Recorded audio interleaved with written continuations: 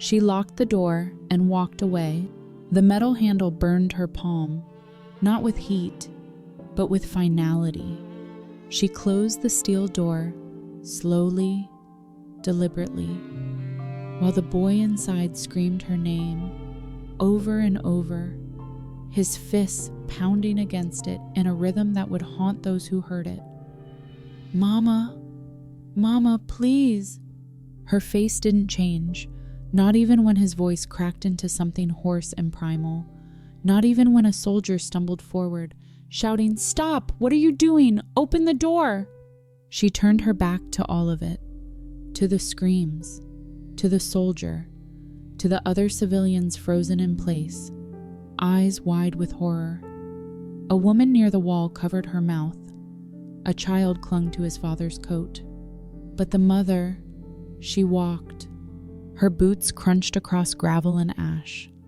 A long scarf trailed behind her in the wind, catching on twisted wire. Smoke curled around her hair like a veil. Sirens wailed somewhere in the distance, high and fractured. She didn't flinch, didn't blink.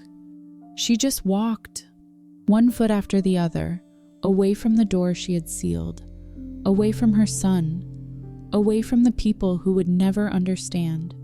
She did not run, she did not apologize. And when she disappeared into the smoke, the silence she left behind was louder than the boy's final scream. You're free to hate her. You're free to call her a monster. People did.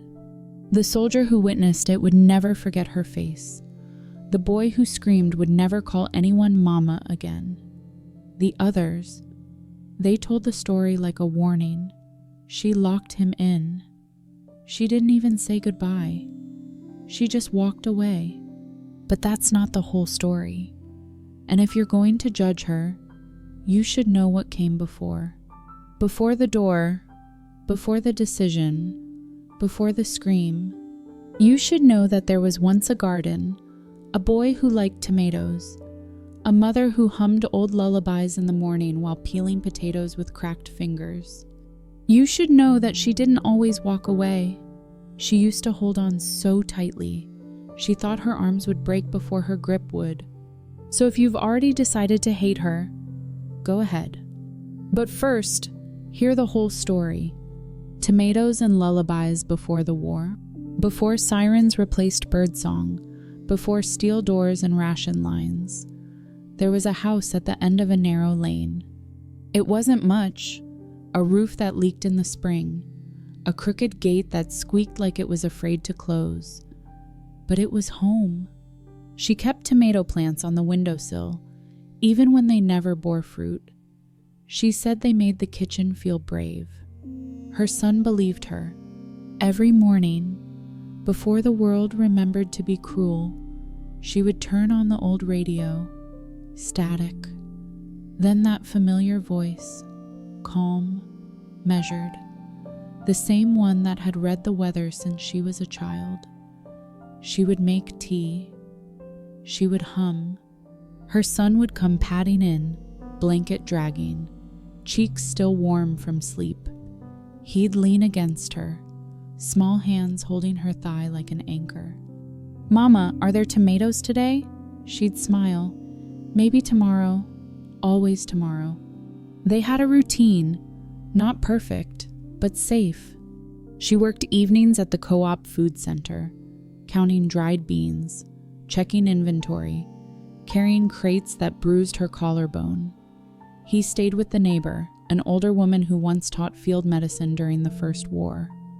Marta, strict, dry, but good. The kind of good that didn't ask for thank yous. When she came home, late and tired, her son would already be asleep, curled around a threadbare rabbit missing one eye. Sometimes she'd cry at the kitchen table, quietly, into her sleeves. Not from despair, from exhaustion, from the aching need to be stronger than she was. He was a frail child, born early, lungs too small, bones too soft. Doctors said he might not last, but he did. He lasted longer than they expected.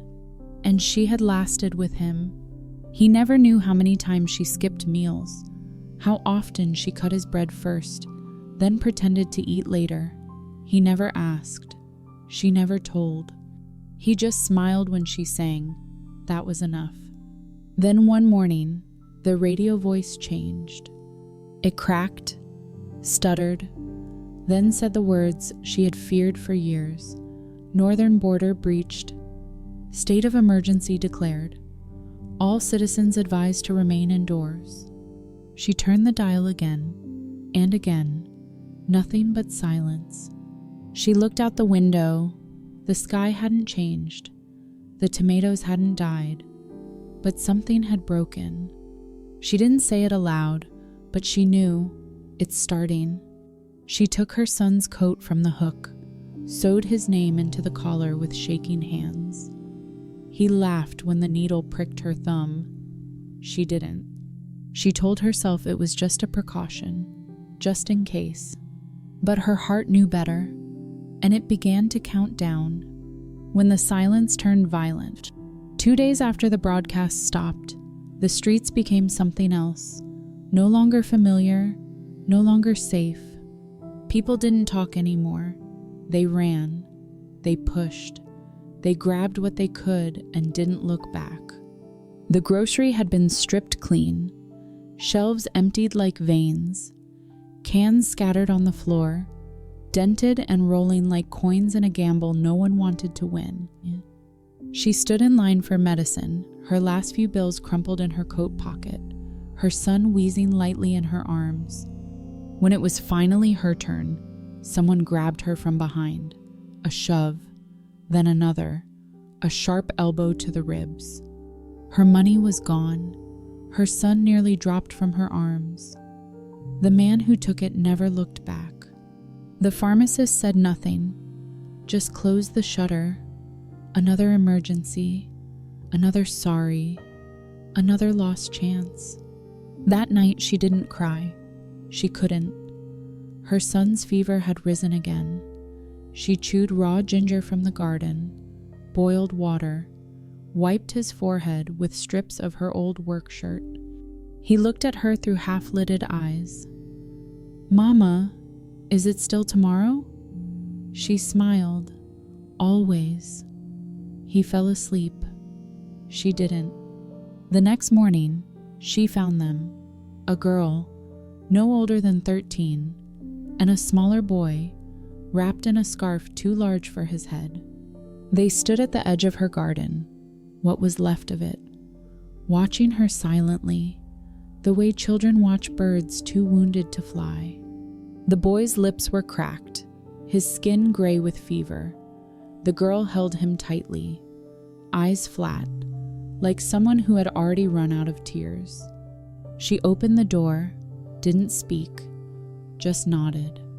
The girl stepped forward slowly, wary, but she came. And that night, 4 shared one bed, a mother, 2 children, and a girl who had lost hers. Later, Marta came by, still calm, still sharp. "You'll burn out fast feeding more mouths," she said. The mother nodded. "I know." Marta paused. "I'll be back in the morning. I have something you'll need." When she returned, she brought a map, marked with red ink, scribbled notes. "Old subway entrance, West Canal. They're saying it's safe, for now." She added, "Pack tonight, leave before they start shelling." That evening, she wrote her son's name again, this time on a piece of canvas, tied it inside his coat, added a strip of dried apple to his pocket, pressed his hand into hers and whispered, "Stay near me, no matter what." He nodded, didn't ask questions, didn't complain. She looked once more at the house, the cracked tiles, the tomatoes that never came, the radio, still silent. Then she turned away, not with fear, not yet. That would come later. Tonight, she walked, and behind her, the last warmth she'd ever know faded into smoke. The last warm night at home, she didn't sleep, neither did the children. The walls groaned with the pressure of a city about to collapse. Outside, distant rumbling echoed. Not thunder, but something heavier, steel grinding steel. Inside, the air was still, too still, like a room trying to memorize the bodies it held before they disappeared forever. She made soup from what she had left, dried lentils, crushed carrots, and the last sliver of bouillon. Boiled it over a gas flame and tried not to look at the flame too long, afraid it would be the last light she'd see for weeks.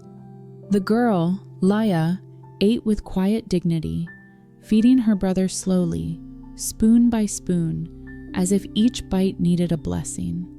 Her son smiled at her across the room, weak but still smiling, still trying. He wrapped his rabbit in a scarf and said, "If we leave, can Rabbit come too?" She nodded. "Rabbit's already packed." They bathed with a bucket, cold water. Sharp. The boy cried at first, but she made a game of it, pretending the drops were snowflakes. Laya didn't play along, but she watched with something softer than fear. Marta returned once more, just before midnight, this time with her own boots and an emergency blanket. "You'll need this more than I will." The mother tried to refuse, but Marta shook her head. "I won't make the climb. My knees are done. You still have a reason to run." The mother hesitated, then asked quietly, "Will you check the house once we're gone, if anything's left?" "I'll bury what I find," Marta said. Simple, unsentimental, a promise only wartime could make sacred. The mother packed her bag in silence. A cracked photograph. The soup pot, cleaned and tied with string. Half a bar of soap. A pencil. Her son's drawings, folded like currency. She didn't cry. Her body was too tired. Her soul was already somewhere else, trying to measure the weight of all she was about to lose. Before bed, she tucked her son between Leah and Danny. He turned toward her and whispered, "Tomorrow, I'll be brave, like Rabbit." She kissed his forehead. "Tomorrow, we're all going to be brave." Then she sat alone in the kitchen, wrote nothing, drank nothing, just waited for the sun to remember her name. When it rose, it didn't warm the windows. It only made the shadows sharper. Outside, the tanks rolled past, steel caterpillars eating the earth.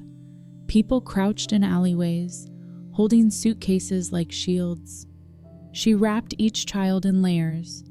Leah wore a coat too big for her, sleeves dragging like regret. Danny was nearly weightless. Her son clutched Rabbit and looked at the stairs like they were a mountain. She lifted him, carried him like she had when he was a baby. She didn't lock the door when they left. There was no point, nothing inside worth stealing anymore. Still, she paused at the gate, turned back. The lemon tree in this bucket had died overnight. Leaves curled inward, soil cracked like old hands. She whispered to no one, "Don't wait for me," then turned again and walked. The tunnel where names stopped mattering. The subway entrance was hidden beneath vines and rusted scaffolding. A place once meant for commuters, now a hole in the earth where the forgotten went to remember each other in the dark. She led the children down slowly. Each step creaked like old bone. The air changed, thickened, as if breath belonged to the past here, and the present had to steal it. By the time they reached the bottom, her son was coughing again. Danny whimpered. Leah said nothing. The shelter was no longer rumor. It was real. A collection of bodies, faces, quiet groans. People huddled under stairwells. Lanterns swung from rebar like weak constellations. No names were spoken, only glances and rules, unwritten, but absolute. Marta had been right. There was room. Barely. They were assigned a corner behind an overturned vending machine. Concrete, colder than ice. No mattress. No promise. Just a place to not die. Her son curled beside her, fever rising again. She gave him the emergency blanket, wrapped him like memory. That first night, she fed them their last lentils, half for the boys, the rest she handed to Leah. When her son offered her a bite, she shook her head and smiled. "Already ate," she whispered. He believed her. The next morning, a loaf was passed down the line, stale, split into equal parts, one chunk per person, enough to quiet hunger, not silence it. The water was brown, boiled in a rusted tin pail. She let the children drink first, held off until her throat cracked when she swallowed. No one laughed down there, only a child.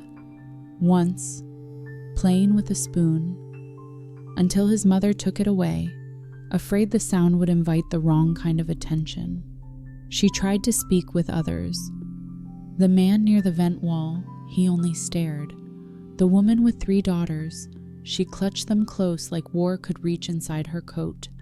Then there was the soldier, young, maybe 20, eyes like someone who had looked away too slowly. He asked where she was from. She didn't answer. He asked if she'd seen any clear exits. She shook her head. He said, "They're not coming for us." She knew that, but hearing it aloud made something in her stomach curl. The nurse, tall, gray-haired, still wearing a faded medical patch on her sleeve, was the only one who spoke with authority. "You'll ration," she said. "You'll rotate sleeping shifts. You'll listen when I speak." And they did, because someone had to be God when God stopped answering. The days became routine. Rotten bread, bitter water, cracked lips, dim light, hope thinning like breath in the cold. Her son's fever didn't break, but he smiled at her when she rubbed his chest. "Can I hear the story again?" She nodded, started the one about the wolf and the train station. He fell asleep before she finished. Leah sat nearby, drawing on a scrap of cardboard, a woman holding 2 hands, no faces. She asked, "Is that your mother?" Leah said nothing, just kept drawing. What love tastes like when it's starving. By the second week, her hunger stopped feeling like pain. It was quieter now, a dull, persistent echo inside her body. She had stopped counting meals, stopped noticing how many times she passed her share of bread to her son. It had become instinct. He opened his mouth. She fed him. He reached for her water cup. She gave it to him and pretended not to watch it empty. When her hands trembled, she told herself it was the cold. But even the cold had grown familiar. Like grief, it stopped surprising her. Around her, trust wore thin. People who once nodded now kept their eyes down. Some whispered too loudly, others didn't whisper at all. She always feeds them first. Where's she hiding the extras? 4 mouths and 1 ration, it doesn't add up. She heard them. She didn't respond. She had no explanation that would matter, no defense that would make them less hungry. And hunger always looks for someone to blame. The nurse tried to maintain order, but her authority was fraying. Her voice had lost its weight. Her hands shook when she took pulses. "I used to save lives," she muttered one night. "Now I just count who's still breathing." She checked the children with cold fingers. Danny's fever had eased, but he was too thin, his spine sharp like it had grown faster than his skin. Her son still burned. She could see it in his cheeks, hear it in the shallow rattle in his chest. No medicine, no blankets, just a wet cloth, a cracked lullaby. and hope bleeding at the edges. One afternoon, the soldier returned, dirtier now, coat darker with ash. He brought no food, just questions. They're saying no more convoys, that the border camps are full. He didn't say it, but she saw it in his face. There would be no rescue, not from above, not from anyone. She sat in silence afterward, her son curled beside her like a question she couldn't answer. Leah drew again, this time, a hand offering bread, a black square where a face should be. The mother looked away. That night, a girl from 2 mats over died, 12 years old, frozen fingers. Her mother didn't scream, just wrapped her in plastic, left her near the stairs, where the cold couldn't make her any colder. Someone whispered, "She had a blanket yesterday. Maybe someone took it." The mother looked up, saw eyes on her again, suspicious, dull. She stood, took the blanket off her own shoulders, laid it over the dead girl, said nothing, didn't flinch, then turned, sat back down, held her son tighter. The next morning, a small loaf appeared, wrapped in waxed paper. No name, no claim. The nurse held it up. Everyone watched, waited. She scanned the room, paused, then handed it to the mother. The mother took it, split it, gave half to Leah, half to Danny, kept none. No one thanked her. No one offered forgiveness, not even herself. Later, her stomach turned in on itself. She clutched it quietly in the dark. Her son slept soundly, and she whispered, "I hate myself for doing the right thing, because the right thing didn't save you." Despair is quiet and colder than frost. Her son's breathing grew thinner. Each inhale was like a question that might not have an answer. Each exhale a flicker of life she wasn't sure would come again. He didn't cry. He didn't speak much anymore, but he still looked at her, those wide, sunken eyes full of trust she no longer felt worthy of. She sang to him at night, songs from before, songs about warm things, bread rising in ovens, tomatoes ripening on windowsills, rabbits made of cotton and safety. He listened, but his fingers no longer gripped hers the way they used to. Even Rabbit, his beloved toy, rested on his chest now like a memory instead of a friend. She begged Marta for something, anything. Just one vial, one pill, even something expired. The nurse stared back, stone-eyed. "There is nothing. If I had it, I'd give it to you. You know that." A pause, "Even if I didn't want to." Then Marta whispered the thing that broke her. "He won't make it through another week." The mother didn't cry. She only blinked, and blinked again. The cold had reached her bones, but she wasn't shivering. It wasn't the kind of cold that made you tremble. It was the kind that made you forget what trembling felt like. She didn't sleep that night. Sat with his head in her lap, stroking his damp hair. She wanted to scream, wanted to claw at the tunnel walls and demand someone take her instead. But even grief had grown quiet down here. Instead, she picked up the notebook Leah had left behind, flipped through the pages. There were drawings of hands, one passing bread, one wrapping a child in a blanket, one reaching through bars. Then a new one, a woman with a crooked mouth, holding 2 children, but looking past them. Her son stirred. She leaned close.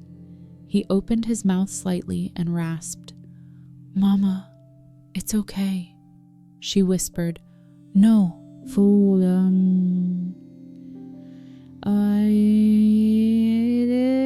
it isn't." But he had already fallen back asleep. A soldier came through the tunnel at dawn. He was younger than the one before, his boots still shiny, his face too clean. He carried a clipboard, a single ticket, evacuation, final transport, 1 adult, 1 child. Only one? Marta asked. Is this it? The soldier nodded. They say there won't be another. Everyone stared. Everyone knew. She sat still, frozen. 1 ticket, and a boy in her arms who couldn't even stand. That night, she did not eat, did not speak. She wrote a letter, short, broken, the kind you write when you no longer believe you have the right to explain yourself.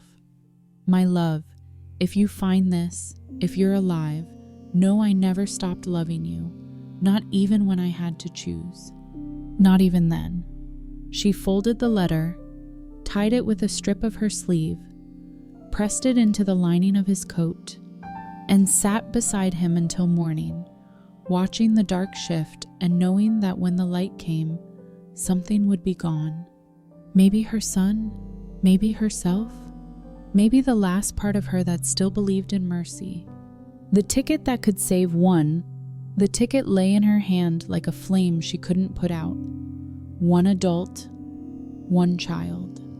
Not 2, not 4, just 1. She stared at the paper as if it might rewrite itself, as if someone somewhere had made a mistake, and this cruel arithmetic of survival could still be undone. Her son coughed in his sleep, not loud anymore, not desperate, just the kind of sound the body makes when it forgets how to hold on. Across the shelter, Danny played quietly with a scrap of wood. Leah sat beside him, sketching, her fingers black with charcoal. They looked alive, not well, but alive. Her son hadn't stood in 2 days. His skin had turned pale as wet paper. She still rubbed his chest every morning, still whispered stories, still offered him her crust of bread. But inside, she was already counting backward. She brought the ticket to Marta. I need more time, she said. Marta didn't look up. There is no more time. Is there a way to forge a second? A second child? Marta shook her head. No, and even if I could, your boy wouldn't make the walk to the checkpoint. You know that. The words didn't hurt because they didn't surprise. And that, she realized, was its own kind of grief. The soldier returned once more. This time, he didn't speak. He just stood near the door, like a clock with legs, waiting for someone to run out of reasons. She sat by her son, traced the lines of his face with her eyes, the places that had grown sharper, the ones that had already begun to fade. She reached into his coat, tucked the letter deep into the lining, tied it in place. She whispered to him, I'll be right behind you. But they both knew it wasn't true. That night, she held the evacuation ticket in one hand, Leah's coat in the other. She looked between them, between what she had and what she couldn't keep. She placed the ticket inside Leah's inner pocket, pressed it flat. The girl didn't stir. She was asleep, curled around Danny like a knot, or maybe like a shield. The mother stood for a moment, watching them breathe. 2 fragile machines still trying to make sense of air. Then she looked at her son, his breath shallow, his fingers curled around Rabbit like memory. She kissed his forehead, whispered, Don't wait for me. Then she walked toward the door. Her hands shook as they reached for the latch. She didn't look back, didn't cry, didn't explain, only closed it behind her. From the other side, the metal was colder than she remembered, and the silence that followed was the loudest thing she'd ever heard. The questions she couldn't stop asking. She sat on the other side of the door long after it was done, her back against the cold steel. Fingers still curled from the motion of closing it. Her body didn't shake. It was too tired. She didn't know what time it was, didn't know if morning had come, but it no longer mattered, because no light would feel warm again. Behind the door, no voices, no movement. They were either asleep or awake and silent, or maybe they were already gone. She didn't knock, didn't check. There was no room for changing her mind now. She stared at her hands. They looked older than they had a day ago, as if the skin had finally caught up with the grief. She whispered to herself, "Did I just choose life, or did I abandon him?" And no one answered. Not the cold, not the wind, not even the part of her that used to believe in God. She wandered the surface alone, past broken bricks and lampposts bent like old men. The city was a graveyard of voices. She walked through smoke, through snow, through silence. A checkpoint stood in the distance. Floodlights, gun barrels, a line of faces trying not to hope. She stayed hidden, watched. Then she saw them. Leah, Danny in her arms, his head leaning against her shoulder like sleep had finally forgiven him. The soldiers scanned their papers, nodded. They passed. No alarms, no questions. Just a nod, and then gone. She waited for him to turn, for him to look back. He didn't know, and that was the point. She pressed her knuckles to her lips, bit until she tasted blood, but made no sound. She turned, walked away from the checkpoint, back into the cold. That night, she lit a match she had saved in her coat, shielded the flame with both hands, used it to read the last line of the letter she had written, the part she had nearly crossed out. If you ever become a parent, you'll understand. Sometimes, love means turning away so the other can live. She folded it, tied it shut again, pressed it into the earth beside a crumbled brick wall, left it behind. She didn't sleep, she didn't eat. She just walked until her legs gave out, until snow covered her boots, until the stars blinked out. And even then, she kept moving. Not because she had somewhere to go, but because standing still would have made it real.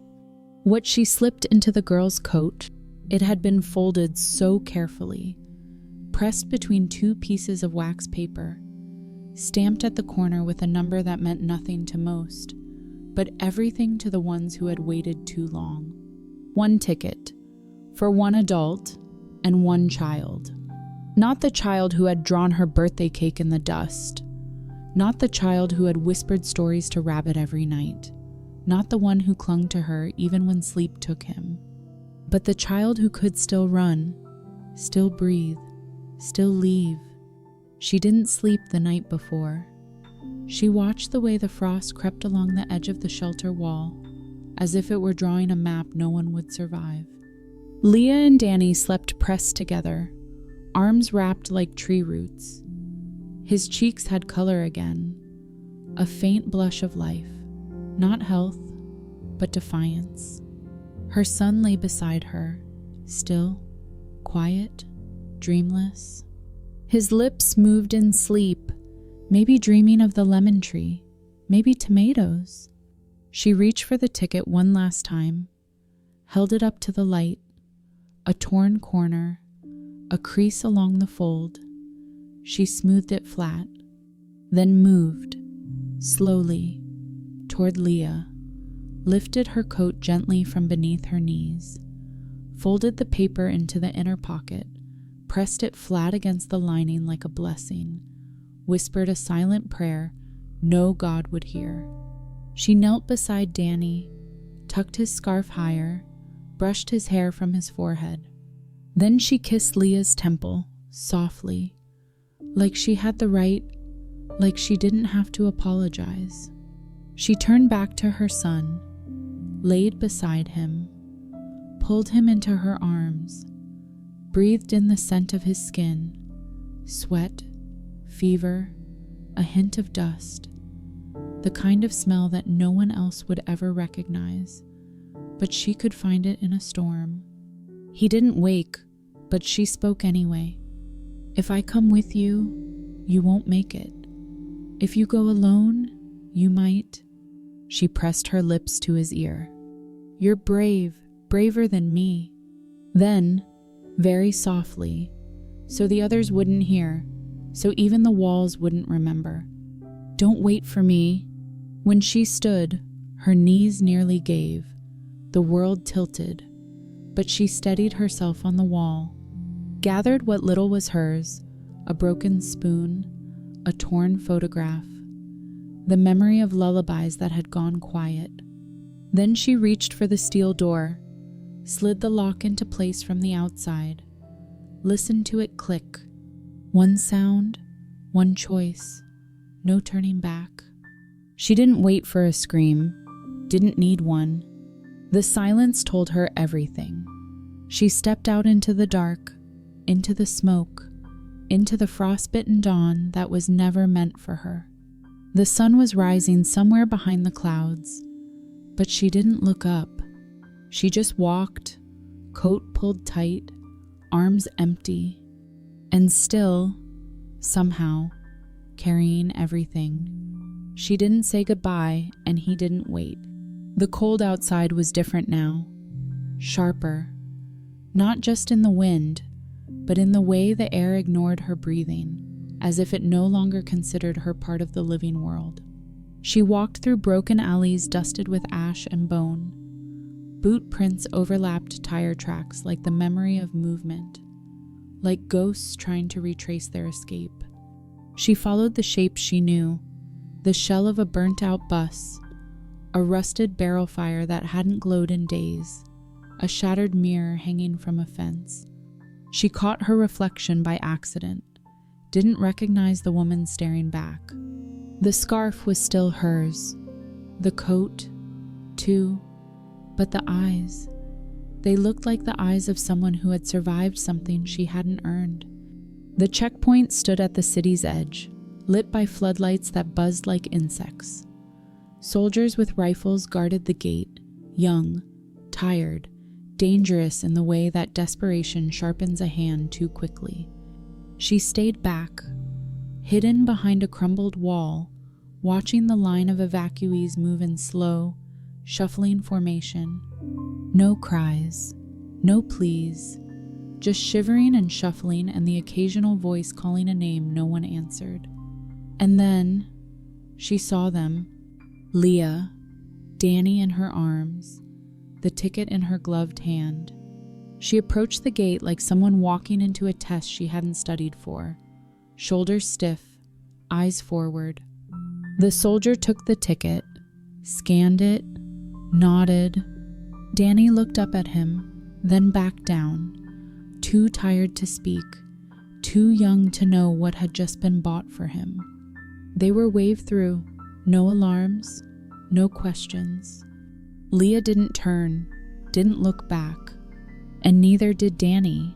The mother didn't cry. She told herself she was glad they didn't see her, that they didn't know, because if they had turned, if Danny had reached for her, she wouldn't have been able to let go again. She sank to her knees, fingers buried in soot, heart louder than the wind. No words came, no prayers, only one sentence that pulsed like a second heartbeat. He didn't wait. And maybe that was the point. Maybe he wasn't supposed to. That night, she slept beneath a billboard that once promised warm bread and a better future. The lights were dead, but the words still glowed faintly in her memory. She dreamed of nothing, not even of him. And when she woke, she felt no pain, only absence, only the way cold replaces grief when the body can't carry both. By the second morning, she had stopped counting her steps, stopped hoping for warmth, until a whimper, small, unmistakable. She turned. There, beneath a half-collapsed stairwell, a child, Alone, no older than her son. Frozen fingers, hollow eyes, no name. She didn't speak, just knelt, unwrapped her coat. The child stared at her for a long moment, then stepped into her arms. No questions, no mama, just trust, the way only children know how to give it, without reason, without hesitation. She wrapped the coat tighter, held the child close, stood, and walked. This time, not away from anything, but towards something that didn't have a name yet. Not a mother anymore, just warmth. She walked until her shadow disappeared beneath her, until her legs numbed and her thoughts folded in on themselves, until she wasn't walking to anywhere, just away from remembering. The child didn't speak, didn't ask who she was, didn't ask where they were going. They only pressed their forehead into her collarbone, breathing like each inhale had to be stolen back from the cold. She didn't ask their name. She didn't need to. Names belonged to the world that had collapsed. Here, in the after, all that mattered was warmth. They passed wreckage. Buses melted into the pavement, a storefront shattered by something no one stayed alive long enough to explain, a street sign bent in half with no road left to mark. The mother, no longer one, yet still something, found a burned-out building with half a roof and no doors. Inside, it was dry, quiet. She gathered broken furniture into a pile, stacked the pieces carefully, as if ritual still mattered. She lit her final match, watched it flare and vanish. It wasn't enough to warm the room, but for 1 second, it lit the child's face. Wide, still, almost peaceful. They shared a crust of bread someone else had left behind, split it without speaking, sipped melted snow from her cupped palms. The child slept in her lap, fingers curled in the fabric of her coat like roots. She watched the doorless frame, the gray sky beyond it, watched nothing approach. And for the first time in days, she didn't wish to die. Not because she wanted to live, but because there was still someone cold, and she had heat to give. She pulled the letter from her pocket, the one meant for her son, the one she thought she'd bury, the one whose words she could no longer bear to read, but couldn't let go of. She didn't open it, didn't need to. She'd whispered it to herself too many times. It was a ghost she'd already memorized. Instead, she tore a corner of it away, used a piece of charcoal to write 2 words, "Still here." She left it on the floor beneath the broken window, weighted it with a pebble, just in case someone needed to know that not everything had been erased. The child stirred, woke, met her eyes. No fear, no words, just presence. She placed a hand on their chest, felt the heartbeat there, real, steady. She whispered, "I'm not your mother." Then, softer still, "But I'll keep you warm." That night, they didn't dream. There was no need, because for the first time in days, someone was breathing steadily beside her, and that was enough. She closed her eyes, not expecting sleep, but finding it anyway. Not peace, but something close enough to pass for it in a world where warmth was the last kind of hope that still mattered. Her letter, scattered in the frost. When morning came, it didn't announce itself. No golden sun, no bird song, just light, gray and reluctant, filtering through the broken ceiling like the world hadn't quite decided whether to keep going. The child was still asleep, curled into the crook of her arm, breathing slow, even. She moved carefully, not to wake them, stepped outside. Snow fell again, thin, drifting, like ash trying to remember how to be soft. She reached into her coat, pulled out the letter. It was worn now, creased and smudged, edges curled. She unfolded it with shaking fingers, stared at the words she already knew by heart. My love, if you're reading this, maybe you're alive. That's all I ever hoped. I didn't abandon you. I just knew, if you came with me, you'd die. But maybe if I left first, you'd have a chance. The wind caught the bottom corner. She held it tighter. I wasn't strong enough to protect you, but I was clear enough not to fail again. Maybe no one will forgive me. Maybe you won't either. But if you ever become a parent, you'll know. Sometimes, love means letting go. Love means walking away so the other can survive. She knelt in the snow, dug a shallow space beneath a piece of slate, placed the letter inside, covered it with a broken roof tile. Not to hide it, not to protect it, but to let it go. It was no longer hers. It belonged to whoever needed it next. When she returned inside, the child was awake, watching her with those same wide eyes. Still silent, still unnamed, but present, in a way that demanded nothing and gave everything. She smiled, sat beside them, tore a strip from her coat lining and wrapped it around the child's fingers like a ribbon. A promise, not that things would be better, but that someone was still here, still watching, still holding on. Later that day, they walked again. The road had grown soft with snow, their footprints the only thing interrupting the white. She carried the child when they tired, not with urgency, not with panic, but with quiet.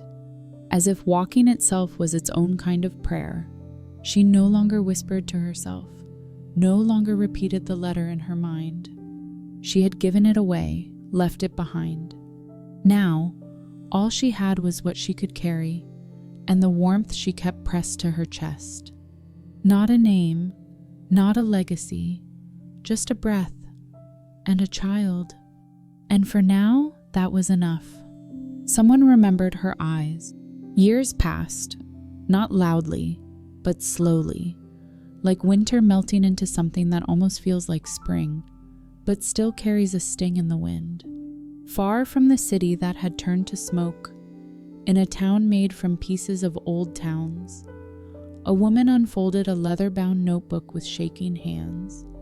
She was older now, not old, just aged in places where grief lives. Her name was Leia, and the notebook belonged to her.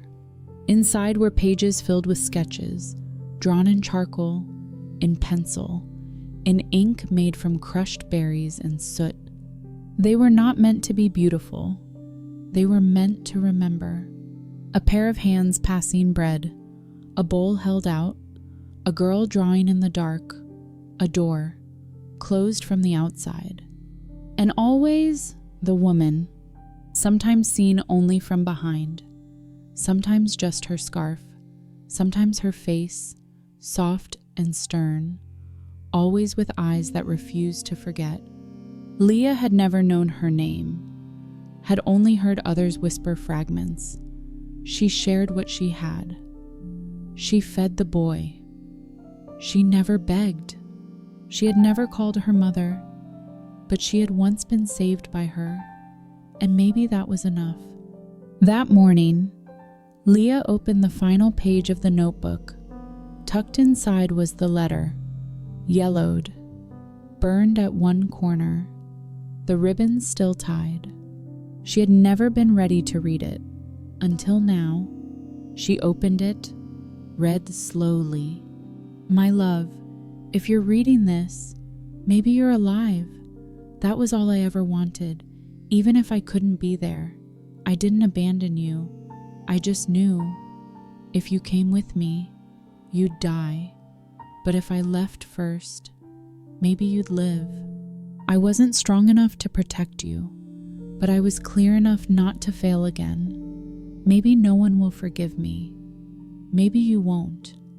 But if you ever become a parent, you'll know. Sometimes, love means letting go. Love means turning away, so the other can survive. Leah wiped her cheek, didn't realize she was crying. The words didn't feel like they were written for her. And yet, they were. Because even if the mother hadn't known Leah would read them, she had written them anyway. And that, Leah realized, was the point. Love doesn't need to land to matter. Sometimes, it's enough that it was sent. She picked up her charcoal, and on the last page, she drew the mother again. This time, behind a frosted door, one hand pressed to the glass, the other holding something the viewer couldn't quite see. A coat? Maybe. Or a child. No name written, no date, but below it, she wrote one line. Someone remembered her eyes, because sometimes, when the world forgets your name, someone will still carry your look, your silence, your choice. And that will be enough to begin healing, a love that never needed forgiveness. Snow was falling again, not in the city of the dead, but in a place rebuilt from the bones of that silence. Inside a quiet room warmed by a stove and the hum of voices downstairs, Leah sat with the notebook open on her lap. The sketch of the woman stared back at her. Soft lines, heavy eyes, a face carved not by time, but by choice. She could still see that moment, that last morning, the way the ticket felt inside her coat, even though she hadn't put it there, the way the woman looked at her, or rather, the way she didn't look. Because goodbye would have broken them both. She held the letter again. Read it one final time. My love, if you're reading this, maybe you're alive. That was all I ever wanted, even if I couldn't be there. I didn't abandon you. I just knew if you came with me, you'd die. But if I left first, maybe you'd live. I wasn't strong enough to protect you, but I was clear enough not to fail again. Maybe no one will forgive me. Maybe you won't, but if you ever become a parent, you'll know. Sometimes, love means letting go. Love means turning away, so the other can survive. She folded the letter gently, placed it inside the back pocket of the sketchbook, next to the first drawing she ever made in the bunker. The one where the woman was giving bread, but her face had no features. Now it did. Now it had eyes. And they weren't pleading. They weren't ashamed. They were watching, the way a mother watches from the edge of every room, even when she's gone. Leah stood, tied her scarf, looked out at the snow-covered trees. There, just outside the house, hung a handkerchief, tied gently to a branch, faded red, fluttering in the wind like a signal to no one. She smiled, not for joy, but for something quieter, recognition. Because love like that doesn't need a monument, it just needs to be carried, remembered.